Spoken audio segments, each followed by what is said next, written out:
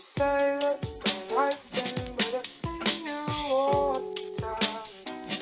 Bitches, you say that don't like them, but I see you all the time. Bitches, you say that don't like them, but I see you all the time. Bitches, you say that don't like them, but I see you all the time. Bitches, you say that don't like them, but I see you all the time. Hey, what's up, SFL Nation? And welcome back to SFL Nights with AJ Striker. Thank you so much for joining me today or tonight or whenever you decide to hit that play button or turn on that radio dial. I really do appreciate it, y'all. Man, we had a lot of great games that happened on Sunday and actually on Friday on the night too. Great games. I'm going to actually go over all of them with you. Wildcard games were full of drama and emotion. I mean, you had teams that thought they were going to win it all and then just snatched from them to teams that just lost. You know, if they only had a few more seconds, then they may have made a difference. So I'm going to be happy to go over all of that with you too. But I have that going on. My podcast is going to be structured a little bit differently this week since the SFL regular season is over with. I'm going to be doing just wildcard games, and I'm going to be doing our SFLm Week1 review, which is our minor leagues. Fantastic games to watch as well. And then I'm going to be doing my 4th and goal interview, which is actually most of the episode. And that features Mr. Charles Doherty, Wally Herman, and Max Paul. Oh my gosh, phenomenal owners, and they were actually a part of the Lone Star in Florida game, so it's interesting to get their feedback on the win side and the losing side. So sit back, relax, and enjoy. Okay, so as I alluded to in the beginning, we had SFLm minors that started on Friday. Fantastic games to watch as well as the rookies get to showcase their talents. When I was doing it, we only had one game to do it. They have, I think, 8, so that's awesome. Let's see how it all shaked out for them. The Ottawa Cavalry took on the Annapolis Navigators, and the Navies won 27-14. Ottawa was able to score 1 touchdown in the first and the second quarters, but nothing else. They also had 128 yards passing, 76 yards rushing, and 204 yards total, with 1 passing and 1 rushing touchdown. The Navies scored 14 in the first quarter, 10 in the second, and a field goal in the fourth. They had 252 yards passing, 62 yards rushing, totaling up to 314 yards. 2 passing touchdowns and 1 rushing touchdown as well. The Birmingham Fuel took on the San Jose Flight, and Birmingham won 24-7. The Fuel scored 10 points in the first, 7 in the second, and in the third. They also scored 312 yards passing, 28 yards rushing, 340 yards total, with 2 passing touchdowns and 1 rushing touchdown. And the Flight was only held to 1 touchdown that came in the first quarter. They also had 129 yards passing, 63 yards rushing, and equaling up to 192 yards total, with 1 passing touchdown. The Madison Lynx took on the Albuquerque Adams, and the Adams won 27-10. The Lynx scored a field goal in the second and a touchdown in the fourth. They had 189 yards total, 189 passing yards, 81 rushing yards for 270 yards total, with 1 passing touchdown. But the Adams scored 3 points in the first, 17 points in the second, and 7 points in the third. They also scored 338 total yards, 313 yards were passing yards, and 25 were rushing, and they had 3 passing touchdowns. Last but not least, the Tacoma Grizzlies took on the Memphis River Runners, and Memphis ran away with it, 34-17. Tacoma scored 1 touchdown in the first and in the second, and a field goal in the third. They also had 332 total yardage points, 235 yards for passing, and 97 yards for rushing. 1 passing touchdown as well, and 1 rushing touchdown as well. The Memphis River Runners scored a touchdown in the first, 17 points in the second, and 10 in the fourth. They had 378 yards total, 282 yards passing, and 96 yards rushing, with 1 passing touchdown and 2 rushing touchdowns. Yes, so as I was saying, it is some fantastic ball to watch, and we have our week 2 games coming out on the 16th. And the San Jose Flight will be taking on the Annapolis Navigators at 6:30 p.m. Eastern Time, and I am going to go with the Annapolis Navigators on this one. Also on the 16th, all of these games are on the 16th. The Salt Lake City Rustlers will be taking on the Birmingham Fuel at 6:30 as well, and I'm going to go with the Birmingham Fuel on this one.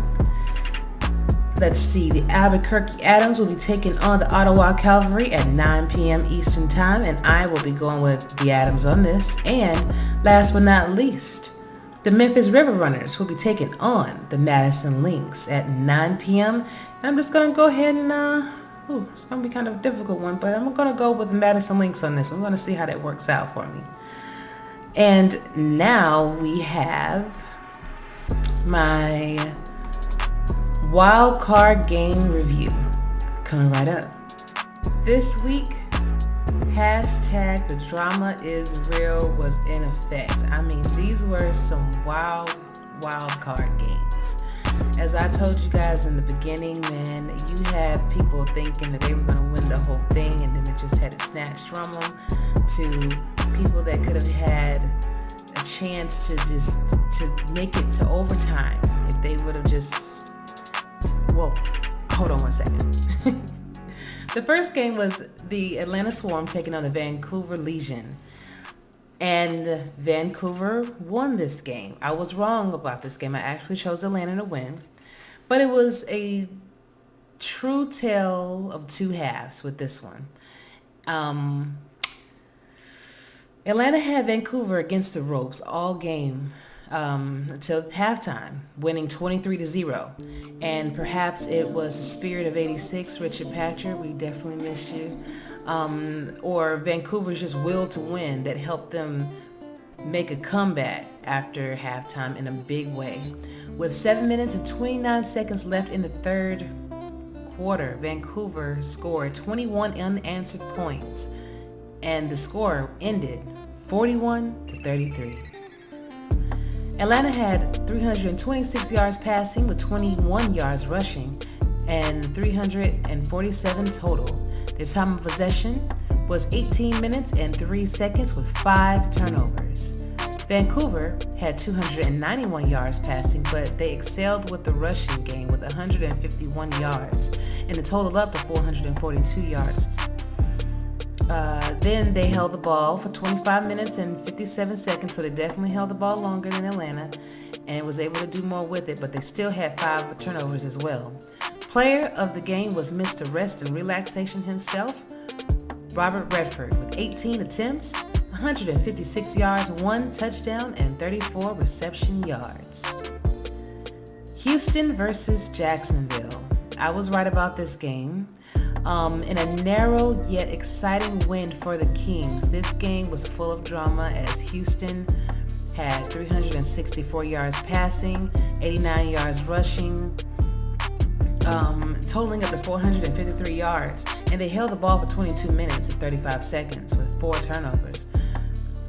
Jax had 246 yards passing, 182 yards rushing, and total yardage was 428. They held the ball a bit longer with 23 minutes and 41 seconds to be exact, and also had 4 turnovers as well. But Anthony Cece saved the day with a clutch kick, thus score ending up 37-34. Player of the game, though, was Jared Willis with 27 attempts, 182 yards, 2 touchdowns, and 24 reception yards. And last but not least, the Lone Star Glory took on the Florida Storm. I was right about the outcome of this game as well. A heartbreaker for the Lone Star Glory, as the Storm walked away with a win with help from Optimus Klein for a kick return touchdown. And the Lone Star Glory had a chance to tie it up with Florida with seconds left in the game. A 55-yard field goal was attempted by Wally Herman. Lone Star Glory, I would say by the Lone Star Glory. But unfortunately, it was just shy of the goal. Thus, the score ended up favoring Florida 22-19. Lone Star had 336 yards passing, 56 yards rushing, totaling up to 392 yards. They held the ball for 25 minutes and 20 seconds with no turnovers. Almost a perfect game, too. Florida had 203 yards passing with 21 yards rushing, 224 total yardage. And they held the ball for 18 minutes and 3 seconds and 1 turnover. Player of the game was Ron Cochran with 27 completions out of 36 attempts, 203 yards, 2 touchdowns, and his quarterback rating is 95.0. Man, see, like I said, I got 2 out of 3 right with my guesses for the wild card games, and they truly were wild. If you do want to go back and watch those games, just go to our YouTube,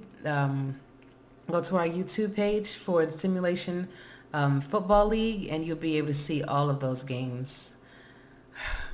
Great stuff to watch, man. Let's see. Now, we will have our picks. I will have my picks for the quarterfinals rounds coming right up. All right, and the quarterfinal rounds goes as follows. First up, on Saturday, October 17th at 2 p.m. Eastern, Mexico City, number 5 seed, will be taking on the Baltimore Vultures, number 4 seed.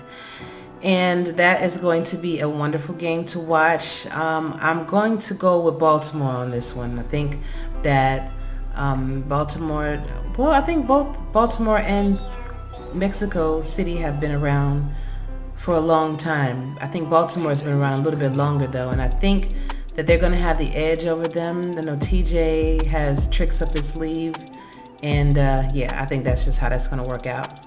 On Saturday, October the 17th, 4 p.m. Eastern, let's see, Florida, the number 8 seed, will be taking on Denver, the number 1 seed. And I'm sorry, Florida, but I think Denver is actually going to win this one. 2 great teams. Florida has definitely seen many, many championships. They've won 3 of them. So Denver is working on their second one. So this is going to be an awesome game to watch. But I think that Denver is actually going to win this game.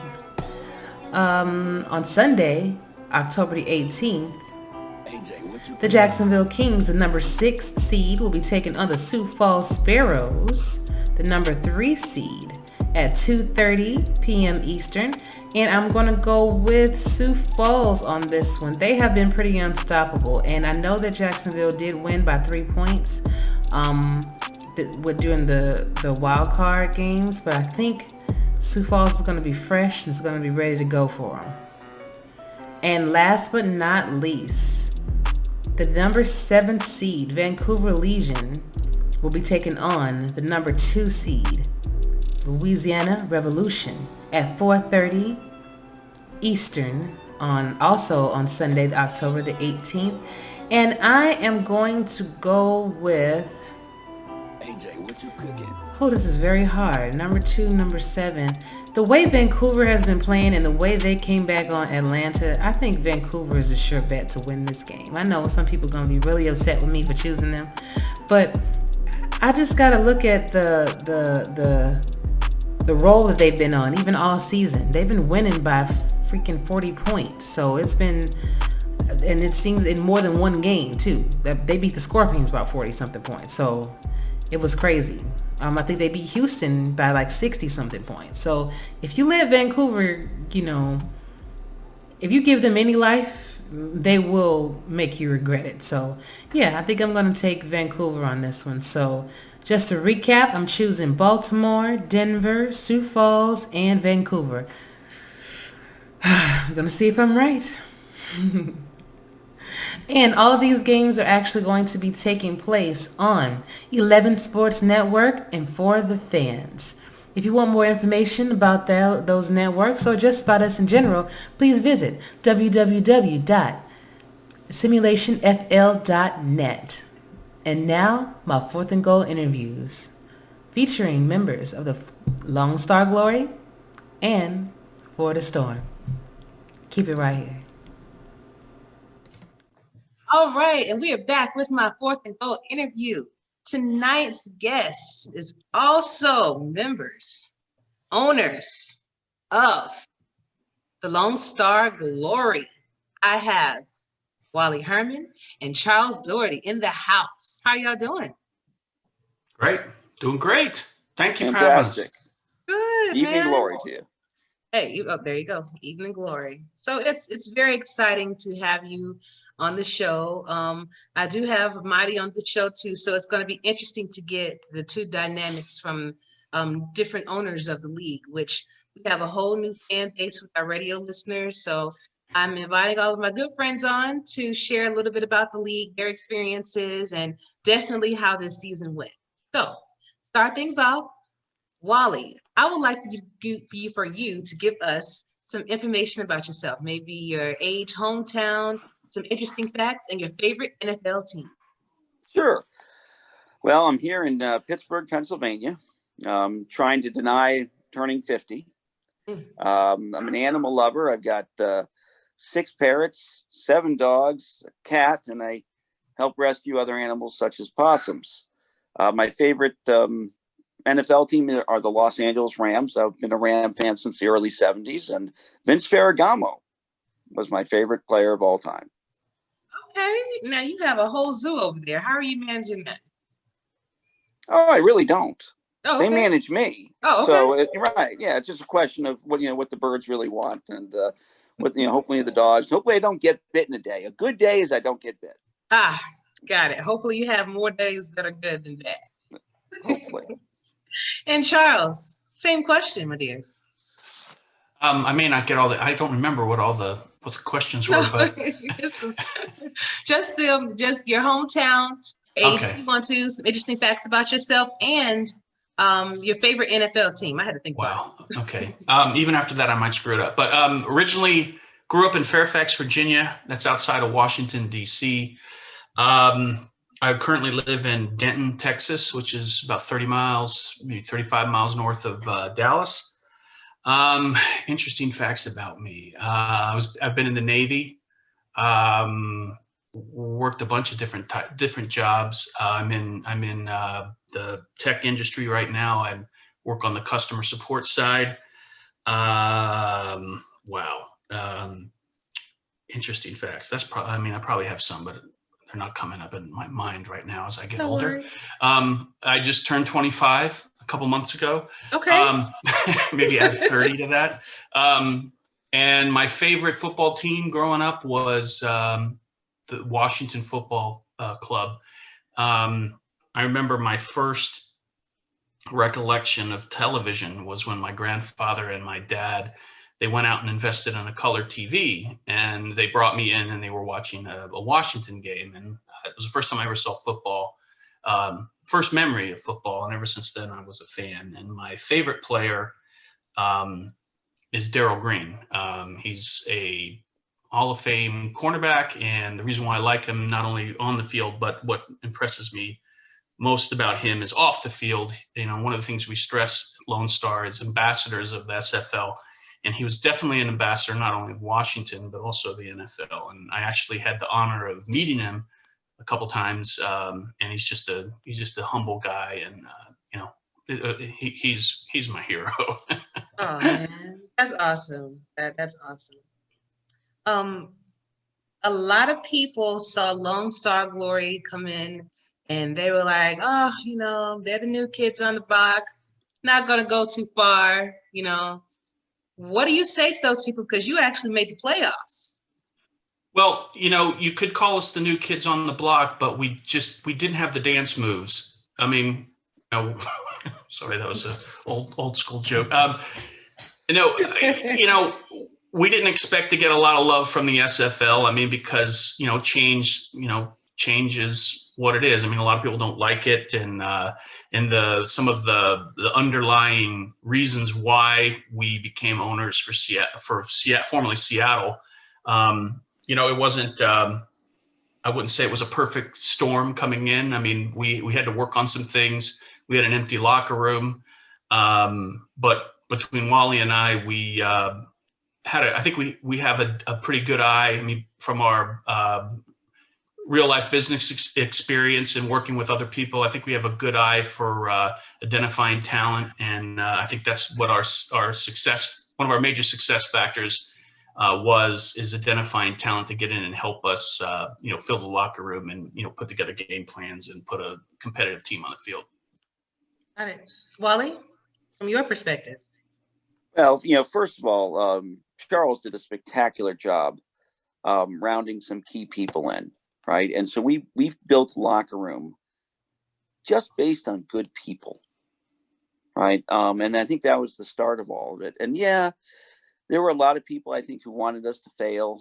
Some wanted us to appear on have a date on the revenge tour, but I hear that got canceled. Anyway, just a small little shot. I still love the Skyhawks. I do, really, seriously. But anyway, but there was a lot of I think there were low expectations for us. And again, Charles did a great job because we just had a great locker room. And I think, while we wanted to go into the season and hope to win the championship, make the playoffs, and all those things that every team wants to do, I think our primary goal was to have a lot of fun and to build a good locker room. And I absolutely think we hit the ball out of the park. And that's the thing I'm the most proud of, isn't the fact that we made the playoffs, isn't the fact that we may have beaten some teams or beaten expectations. It's the fact that when I go into the locker room, I'm comfortable, right? Even though Charles makes fun of me every time after every game, especially after we win, and he really does. He always takes a shot at me and gets people laughing. But nonetheless, it's a great time, and that's what all of us joined the SFL for. It's not just the winning; it's for the people, and that's what we did well. Yeah, I definitely agree. I'm looking at your schedule, and I mean, you beat the Scorpions, unfortunately, first game. Did we? What was the score? It was 24-10. Anyway. I mean, but you had some really, really good games. Like you beat Fort Worth during this time, almost beat the Florida Storm, which were champions at one time. So you guys have a very, very, very prominent record, and I think that for those who, and even Mexico City, Aztecs, but I think for those who just wanted to see you fail and all of that kind of stuff, I think that they kind of got their foot in their mouths right now, because you guys did your thing. And like I said, it was unexpected. People just saw you and it's like, oh yeah, what can the Glory do? And they're starting from nothing. And now you have a reputable team. And I'm imagining you going to retain most of your team for next season, because, who'd want to leave Lone Star, right? I think we've calculated, losing, one, maybe two people, hopefully not more, but, it's the people have real life things they need to deal with, especially in these crazy times. And, I would also say that people that want to maybe pursue some other things in the league may want to go somewhere else. I mean, I don't begrudge anyone for doing that. And I think we may have that one or two people leaving, maybe more, I don't know. But, we've got a great core of people, and we're probably going to be in a situation where we may be looking for a couple people. But, the good news is that, based on the people that we have currently on the team, I think we have a pretty good network, and you probably won't see us putting out a lot of advertisements and player openings. I think we've got people coming to us, which is a good place to be in. Absolutely. So tell me your thoughts on this playoff game that you were in. I mean, from the start to the finish. I know, Wally. I know. I had to ask, though. Oh, that hurts. That just Come on, man. hurts. Come on. I know. Well, I watched it. Well, first, I think Mighty and Optimus need to be tested for some performance-enhancing drugs. And I think there was a bad spot on that field goal. About 2 yards. I don't know what happened. But, Yeah. It actually looked like it almost got blocked. Yeah, that's true. So Wally's nickname for the rest of the season is going to be 55 Herman. 55. You gotta make it. I know. You see what I have to deal with? He's just cold. I see. No, it was a good I think overall it was a tough game. We're going up against a Hall of Fame owner and coach, and loaded with talent, and we needed to be sound in all the phases of the game, on defense, offense, and special teams, and we let one slide by on special teams, and I think that was kind of the dagger. Right. And Wally, back to you, when it was that moment, man.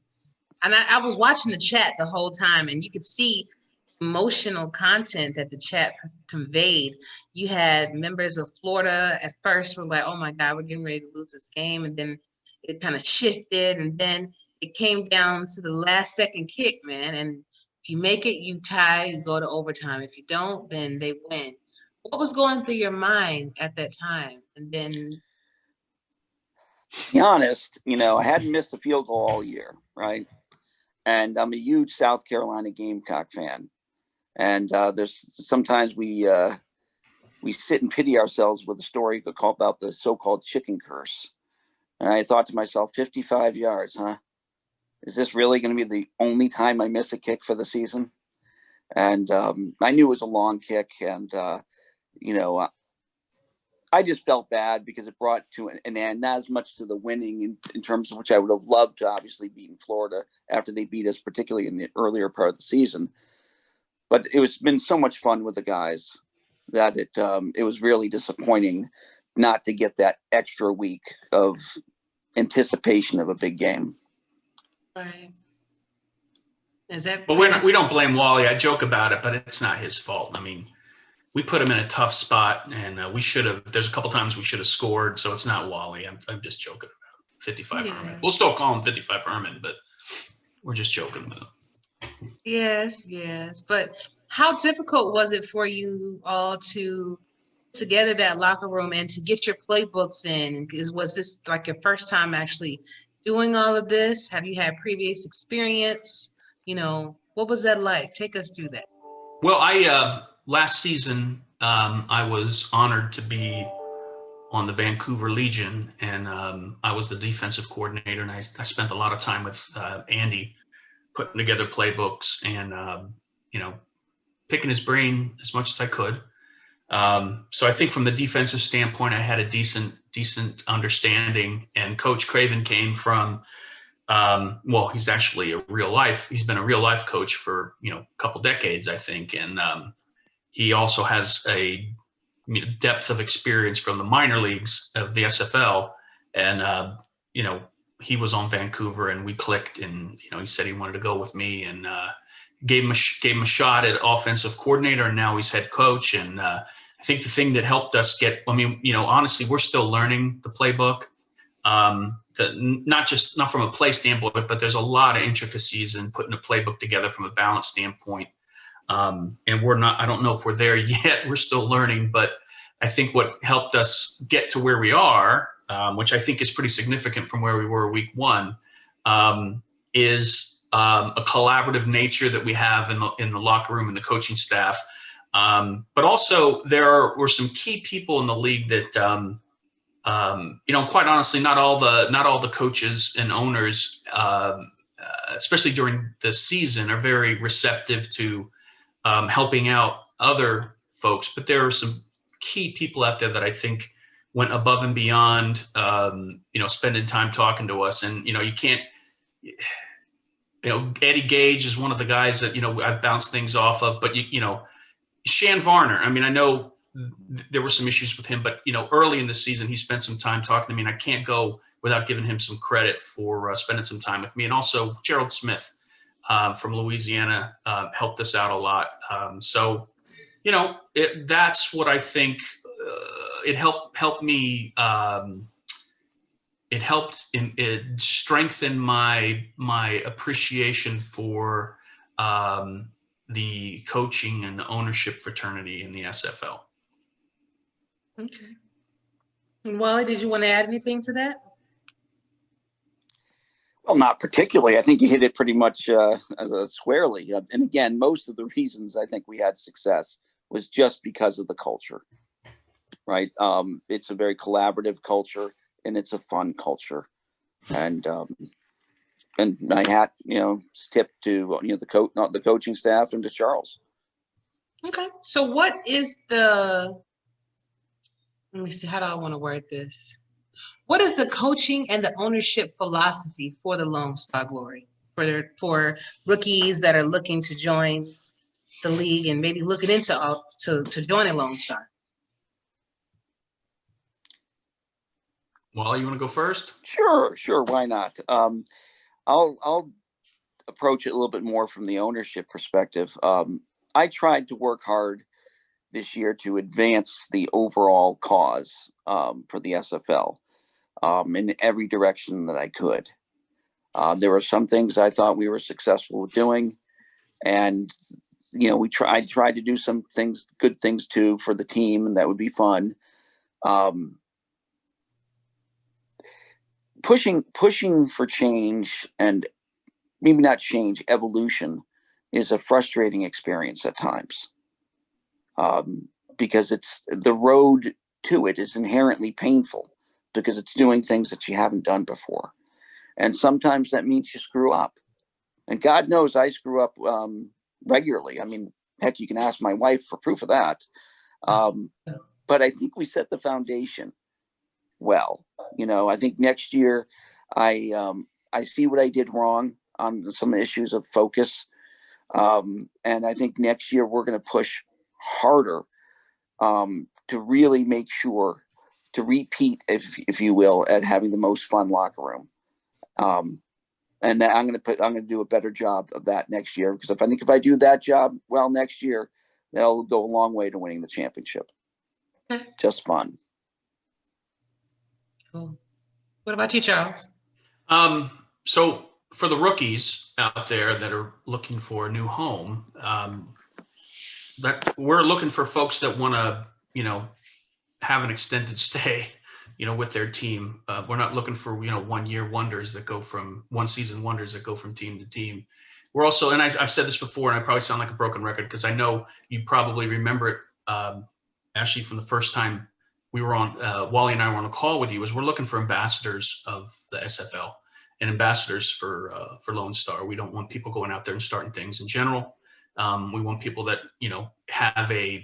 inherently have the drive to make a team better, but also help other people, and maybe not even necessarily on the team. And we also have a very collaborative approach in how we plan for the operations of our team, as well as what we're going to do on the field. The likelihood of bringing someone in to be, at a high level right off the street is not necessarily what we shoot for. We like to have people come in and tell us how they can get involved and give them an opportunity. And then as they start to prove themselves, we put them in positions of, that reflect the amount of work they put in and help they've put in. I want to take this opportunity to thank a couple people, obviously Coach up there, but also Liam Hammer came in and helped out on the defense tremendously as a coordinator. But one of the shining stars is Freddie Trammell. I mean, he came in not really knowing much about AP All-Pro football, and asked how we could help, and we gave him a couple, tips on how to do some scouting, and he just became a superstar in scouting. And Eddie can attest to this on your team. I mean, you cannot underestimate the value of a good scout, and if we're able to sign him next season, knock on wood, we're gonna put him in a position that reflects his ability to scout, and anyone that wants to come in and help us at any level, we're not going to say no. So I don't know, I've probably been babbling, but No, from. no, you're absolutely good. I want to talk about your logo for a minute. Whose idea was it? I'm actually going to have it on screen. Whose idea was what for the logo, and who created it, and how did you come up with a general idea for it? Wow, that's a big question, isn't it, Charles? Yep. I think when we started, we really wanted to have a brand that reflected Texas. Sort of an allusion to the past, while at the same time, obviously, moving into the future.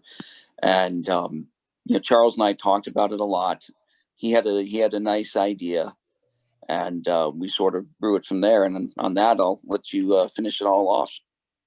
Yeah, when I was thinking about when I was thinking about applying for a team or becoming an owner, well before I met Wally, I sat down and made a spreadsheet of all the names of the teams, the cities and the team names.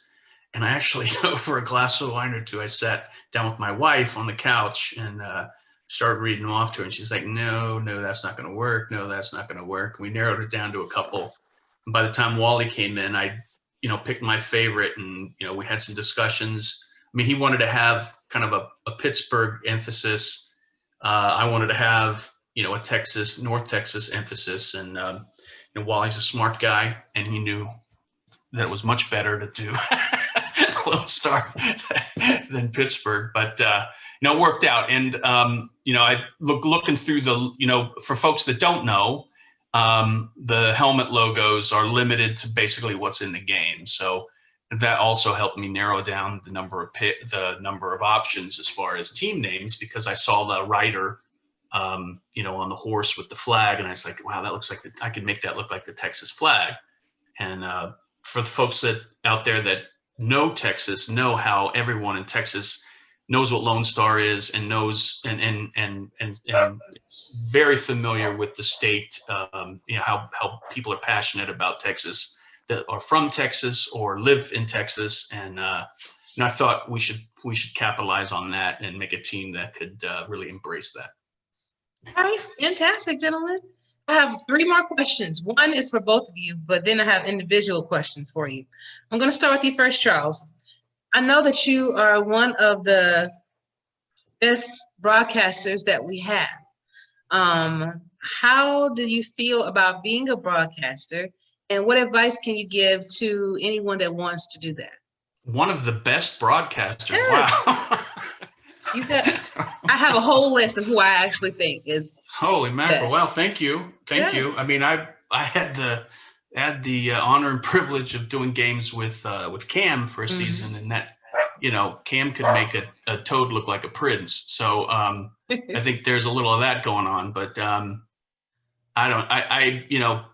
for people that want to get into broadcasting, just jump in, reach out to Mike Daggs. But I think the key is in the research, the prep going into the game. May not necessarily be the delivery, especially for my role as an analyst. I don't think you need to be, a Joe Buck, but if you have a passion of the game and a basic understanding of the game, and you can see things on the field, it doesn't have to come across, too terribly smooth. Just don't be rigid and try and have fun. And if you're having fun watching the game and having fun pointing things out, I think that that makes the broadcast better, in my own humble opinion.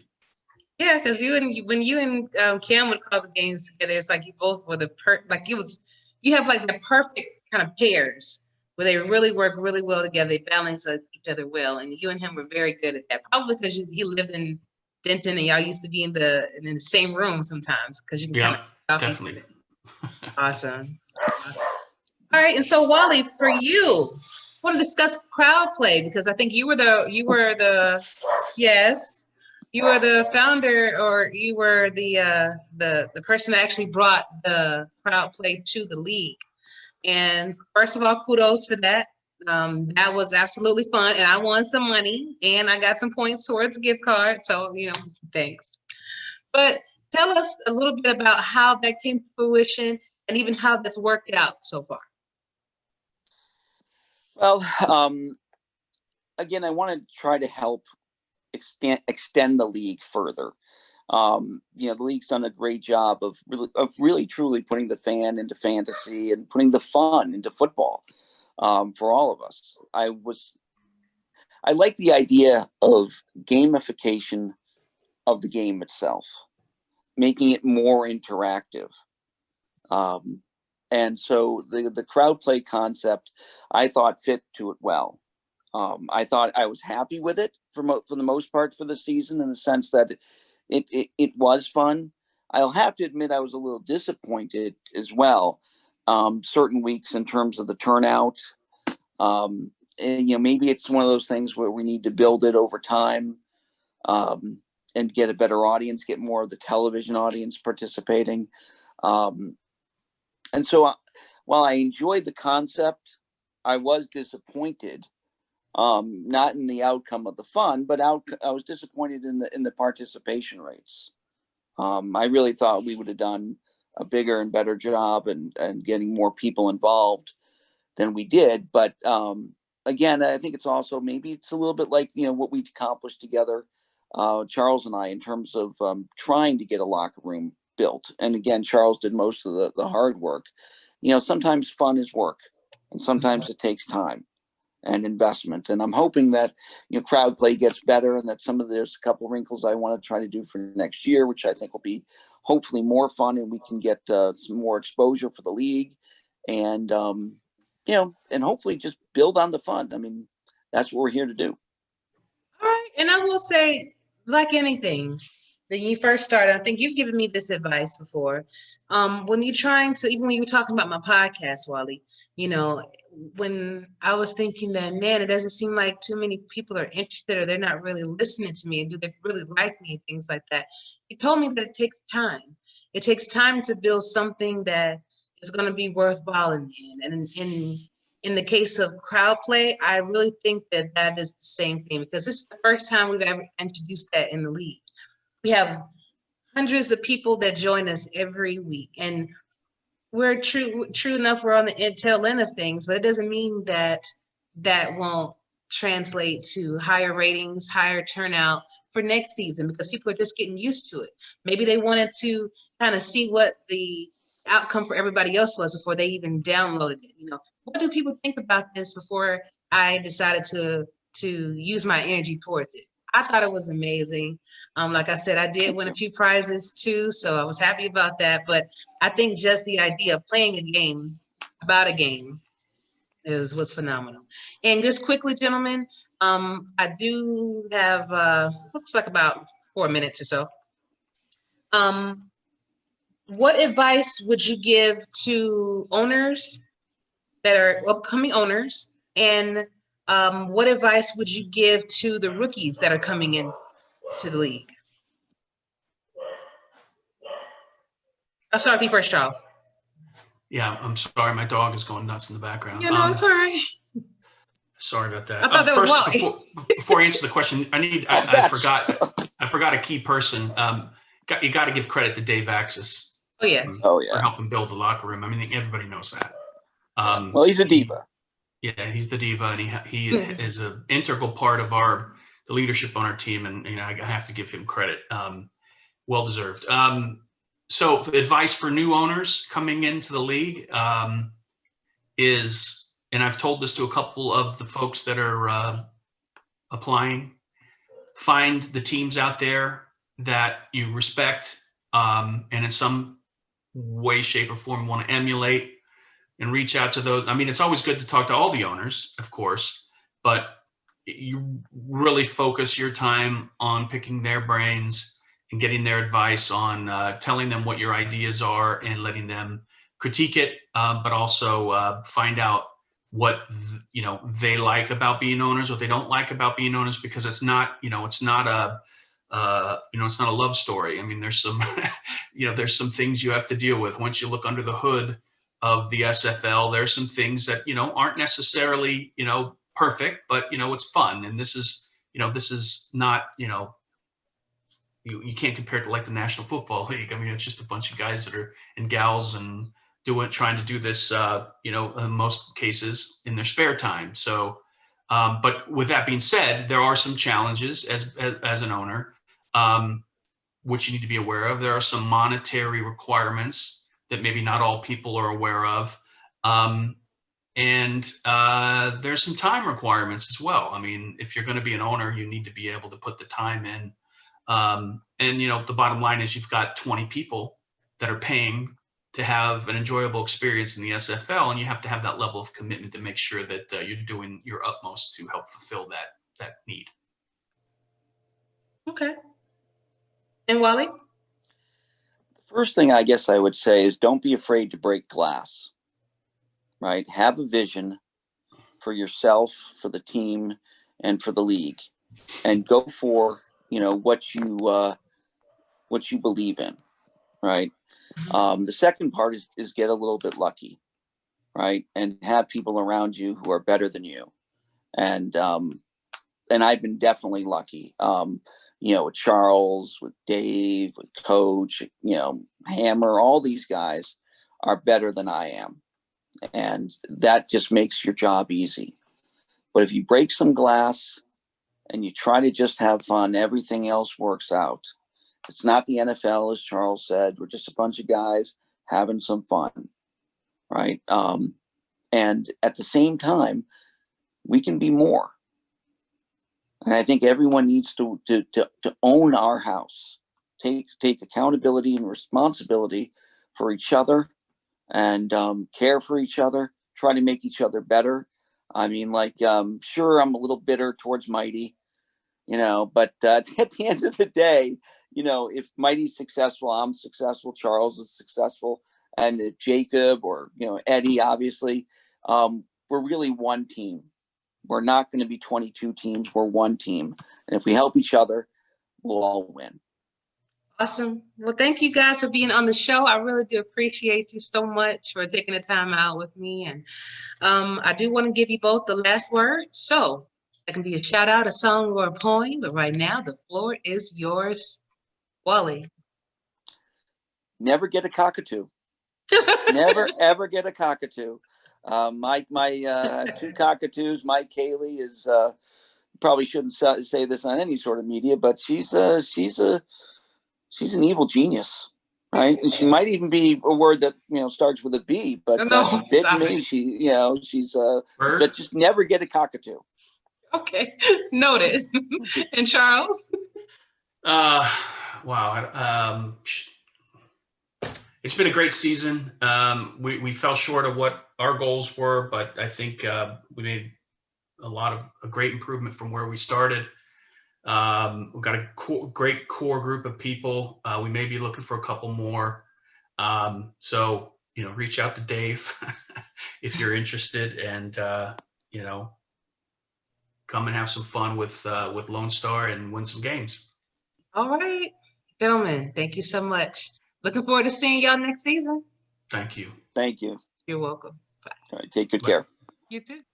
All right, and welcome to my Fourth and Goal interview, everyone. Tonight's guest is the wonderful, fantastic Mr. Marty RX, owner and coach of the Florida Storm. How you doing, sir? I'm good, AJ. What's poppin', pimpin'? Hey, man. I can't call it, bro. I'm just sitting here watching all y'all do your thing in the playoffs, taking notes. Don't worry. 2 scoops will get it right. I have no worries that he will get it right. Yes, I do too. I mean, he was his first time of him being an offensive coordinator. He was already a beast on defense, so it takes time. It takes time. But I called you here today because we have a lot of new guests. I'm sorry, a lot of new listeners here. They want to get a chance to know different members of the community. And since you're one of my good friends, I definitely want them to get to know you. So just a little quick review on who you are. You can give your age if you want to, but your name, hometown, interesting facts about yourself, and your favorite NFL team.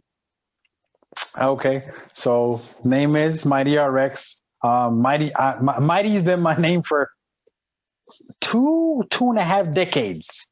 Real name, I go by Max Paul. Married for 20, got 4 kids, 2 of them are grown-ups. I currently live in Pompano Beach, Florida, which is just north of Fort Lauderdale, south of Boca Raton. Hometown is Montreal, Quebec, Canada. So yes, happy Thanksgiving to the homeland. Been around since season 6. Actually, yes, been around since season 6. Season 7 became a defensive coordinator. Season 8 became an owner. Season 10 won the first one, 11 the second one, 12 the third one. Yeah, there's a recurring theme. So we've been kind of blessed, and that our hard work has prevailed for the Storm, and kind of been able to transfer into the field of play. Love football. Love like the NBA finals just ended, and as we're watching it transpire, my kids are excited because of the kind of athletic and the athleticism that's being displayed. But then you see how defenses are, I won't say neutered, but they could only do so much because any kind of contact becomes a whistle, right? But in football, if the defense wants to stop you, by goodness, they will stop you. And that's why I like football. I love the chess match. All right. Favorite NFL team? The Jacksonville Jaguars. I guess I should have guessed. Been there since jump, since the 1994 season. Been there. Very few highs. But as you can tell, I'm very loyal, which is weird because loyalty in sports teams is a weird thing. We're not loyal to anything else but sports teams. Don't you dare talk bad about my team, even though they're trash. You're not allowed to. You know what I'm saying? So it's a weird thing. But yes, I'm a Jaguar fan through and through. Trust me, I understand. I'm a Bears and I'm a Falcons fan too. So listen, I totally get that. Like, it hurts sometimes, but you know what I'm saying? You got to keep going. But yeah, man. So speaking of, we're gonna kind of talk about your season this season, because this is kind of different, for me, because I've been in the league since season 12. So I came in right when and I was watching season 11 championship. So I was, watching you win everything, it seems. And then, last year happened. Well, actually, the past couple of seasons happened, and you didn't quite make it there. But then this season, it seems like you did something a little differently, because you started off kind of shaky with the 3 losses, but then you picked it right back up again to the mighty I know. And you want to talk a little bit about what transpired during that time? This is for all the new guys or even older guys that try things or don't exactly understand what coaching is about. The first 3 weeks was basically because as you know, AJ, we've had this discussion many times. Every season is a brand new playbook in Florida. For the Storm, we switch things up completely. So once the season ends, that season playbook goes in the dumpster, and we start everything from scratch. So the first 3 weeks was exactly that. Week 1 against Queen City, they came out. Their defense was playing lights out. Offensively, we were still tinkering, and we weren't there. Week 2. We ran to the Kings. They put it on us. I believe their D-line had like 1 million sacks. Ron came to work beat up. You know what I'm saying? Like, Ron's my coworker. He's my boss at work, on my job. He came in lumped up. I'm like, Ron, they beat you up for real? Like, you know what I'm saying? It was bad. And then week 3, Ron was starting to turn the season around. We ran to Vancouver. I believe we lost that game 28-27. Ron threw a pick in the end zone as time expired. So that's where the Vancouver game was us starting to turn around, get our feet under us, understanding the strengths and the weaknesses of our team. And then we went on a 3-game win streak where I believe we're currently we're 8-2 in our last 10. So we turned things around. It's a lot of tinkering.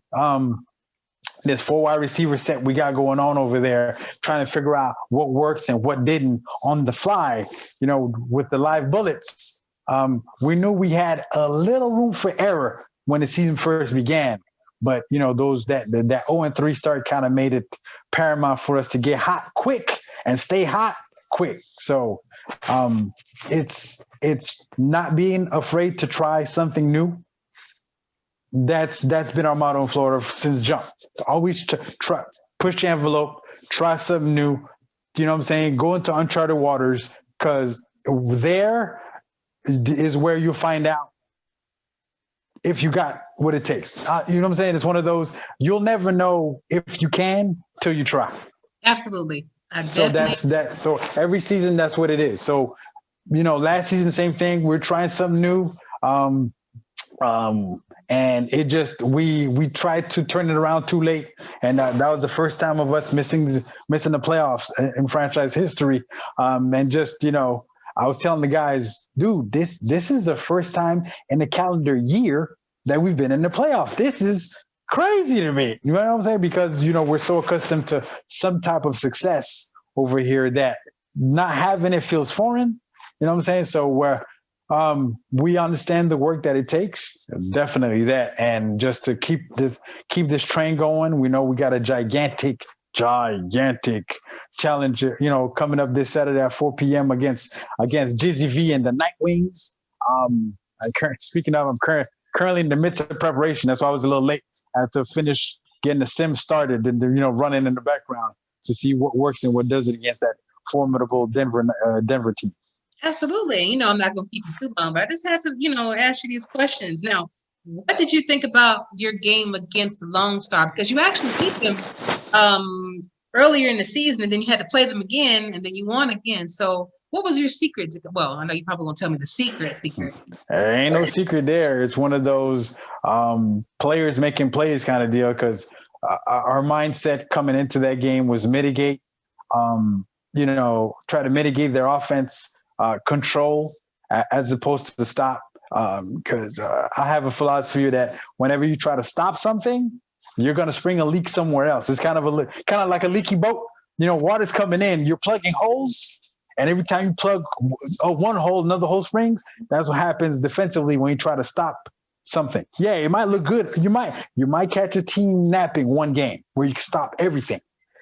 But if that team did its homework and knows that you're trying to stop something, they could, they could always add that wrinkle that I catch you sleeping, and the wrinkle wins the game kind of deal. And that's what we didn't want to happen. So we were a little conservative on defense, allowed them to, we wanted our defenders to kind of rally to the ball anytime they made any kind of play, and force them to have to go the long ways, many plays, execute thoroughly every play the entire game. And, Optimus had that key kickoff return. Okay, this is the story behind this. Optimus is my first player. Like Optimus Klein, first player we ever signed when we were given a franchise. And he signed on, we chopped it up. And he was my tight end.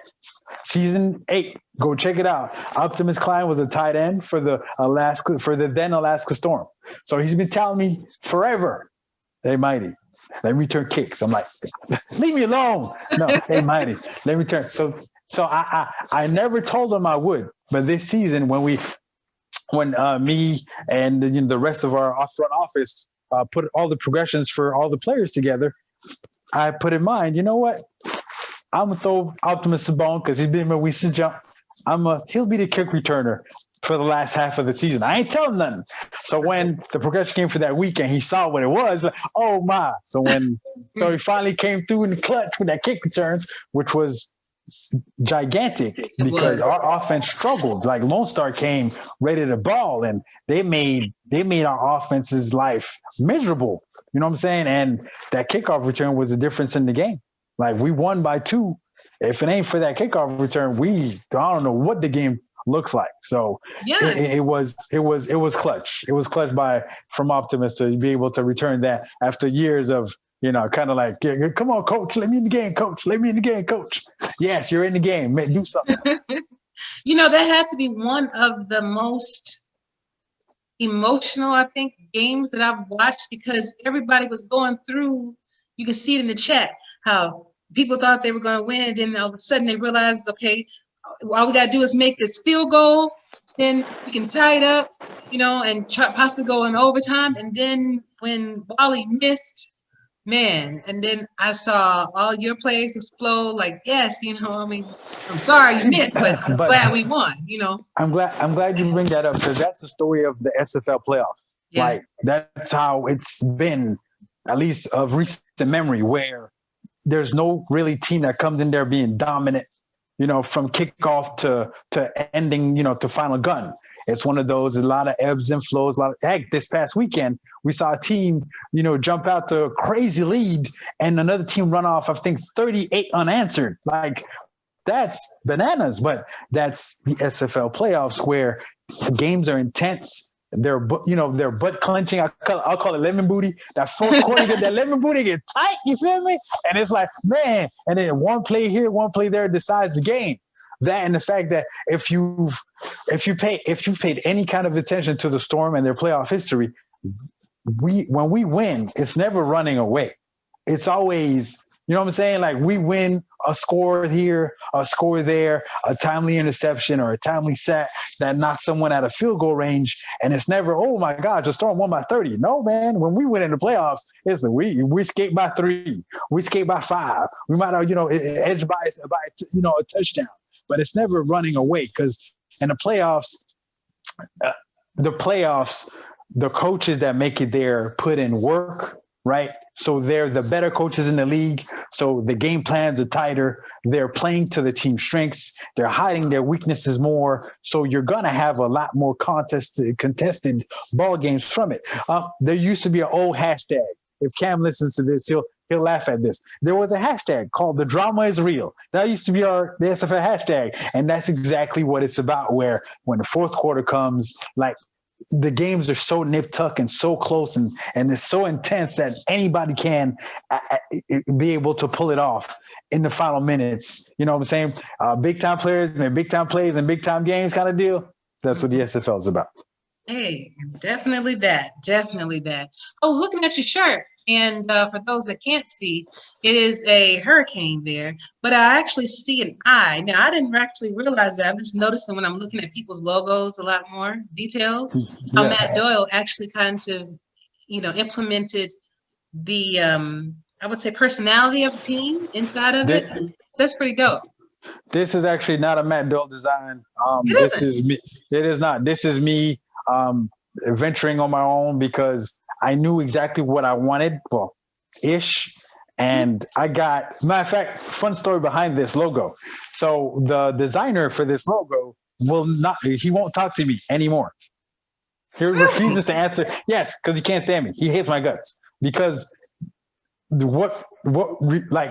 amount of additions and renditions necessary to make this happen was bananas.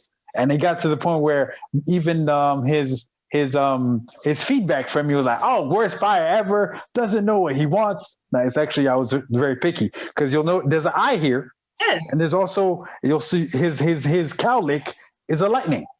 It is.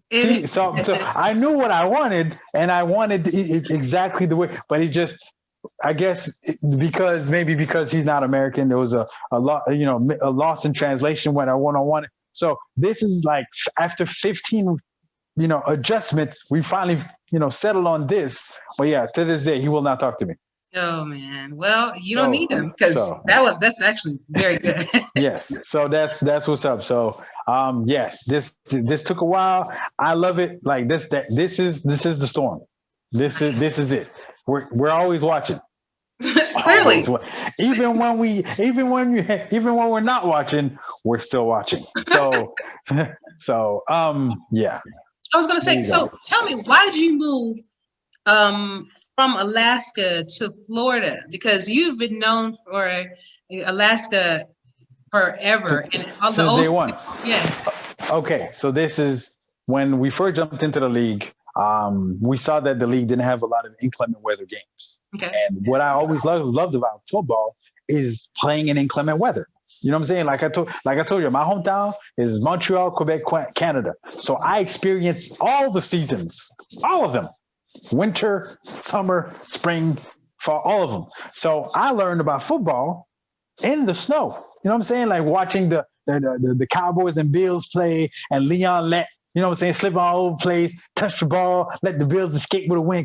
Like that's why. So watching the SFL, there are very bad weather games were very few and far between, especially snow games. So I'm like, you know what? If I ever get a squad, I'm gonna put them in a place where I know it will snow.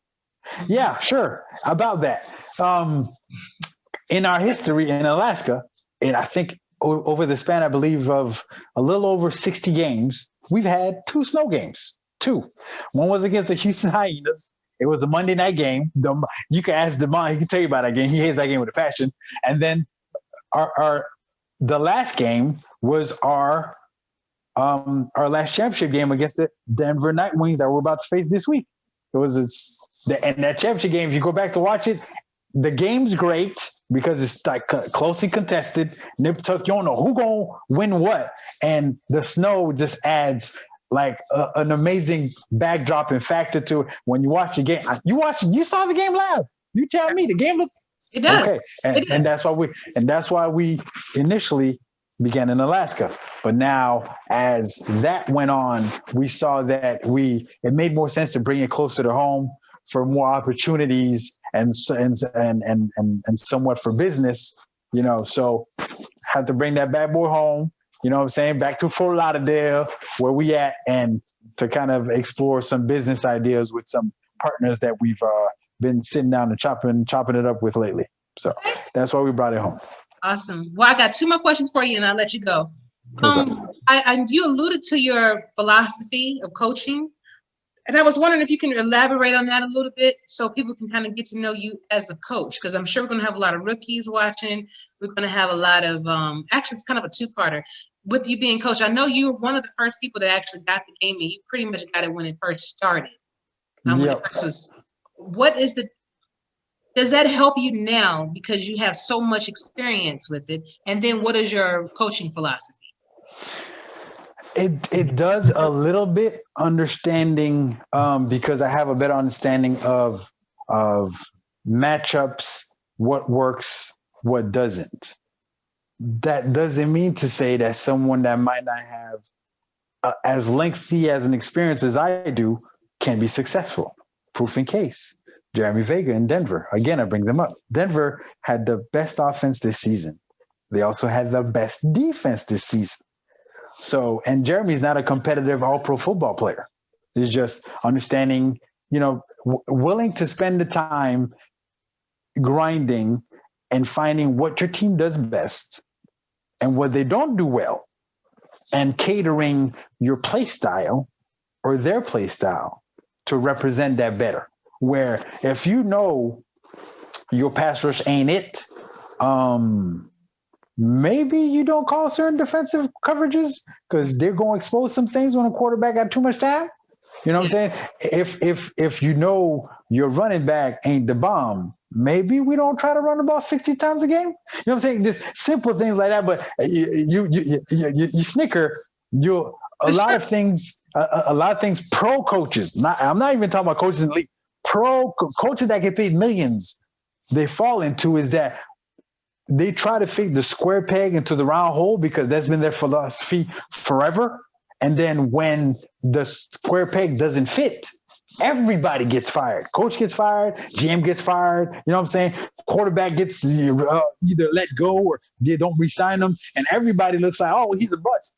Man, maybe the head coach didn't know what he was doing with him because he showed that he had talent when they picked him in the draft or when they signed him in free agency. So apparently, you know what I'm saying? So it's one of those where,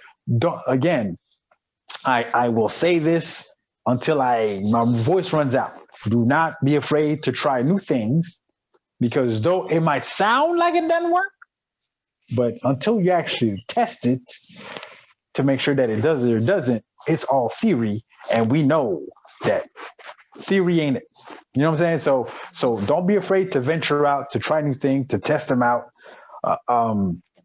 And put in the work. Put in the work. You know what I'm saying? Like, don't just throw this at the dartboard. Okay, this was going to try this week.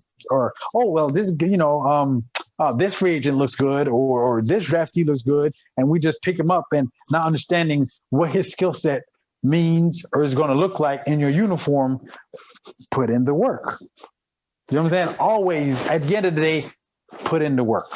Because if you don't put in the work, you can't. It's one of those. You can't complain about the result if you didn't do the work to get there. Point. Very good point. Very, very good point. And my last question to you is, what is your advice about, or to, I should say, the upcoming coaches and the upcoming rookies that will be joining the majors? Okay, for the rookies, don't be stubborn. Be receptive. Ask questions. That's perfectly fine. That is within your right. So you can have a better understanding of why coaches, owners, GMs, the directors of player personnel and whatnot, why they go the directions they go, why they're asking you to do certain things. Ask questions, because so that way you have a better understanding as to not only what they're asking you to do. So now, in turn, when it's your turn, you'll know, like, okay, this is what my GM told me to do because X, Y, Z, 1, 2, 3, right? That's for the players. The reason why I say that is because in the SFL, in the minors, a lot of players are playing some awesome positions and they're playing awesome ball with the results and whatnot. But not all of you will be able to play the position that you're currently locked in SFLM in the pros. So you will need to weigh whether or not you want to make the pros as a wide receiver, right? If you're gung-ho about it, then you might have to wait your turn until there's an opening somewhere for you to get there. Or if you just want to make the pros, period, no matter the cost, where you might have been a receiver there and they ask you to play running back, or you might have to play cornerback. You know what I'm saying? Like, so, keep an open mind in that area there for players. As for hopeful coaches, understand what you see. And this is where having the experience in All Pro helps. I'm to the point now when I'm breaking down, when I'm scouting games, I don't need to have the game on to know what I see.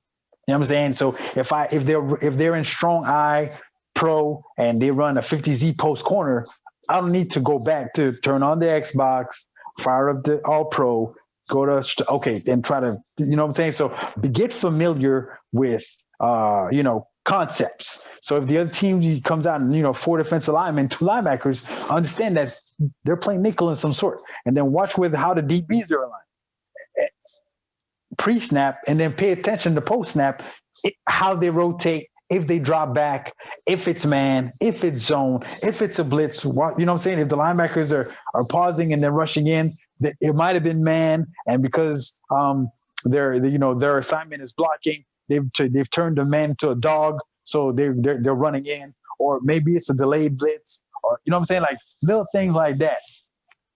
Make yourself familiar with the little things, because the quicker you are scouting, the faster you could turn around that scouting into actual practice time where you can test. Remember, we got tests now.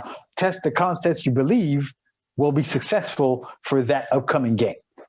Awesome advice, man. And I'll tell you what, especially with the rookies, and some of them can be a little strong-minded in the sense of, hey, I don't want to play because I'm not getting picked up at my position. But hey, when I started, I was a wide receiver. I played wide receiver during our rookie showcase. I had a touchdown and everything, but now I'm a quarterback. So if you want to play, maybe the best decision you've ever made. You know what I mean? So just definitely take Mighty's advice on that. Just try to keep an open mind. But Mighty, thank you so much, man, for being on the show. I really appreciate you every time you come. Of course, you have a spot here whenever you want it. Just let me know. But before I let you go, I got to do it to you. I have to let you have the last word. So that can be a song, that can be a poem, or that can be just a simple shout out to whomever you like. Right now, the floor is yours. Do you want to hear me sing? I might break my phone singing.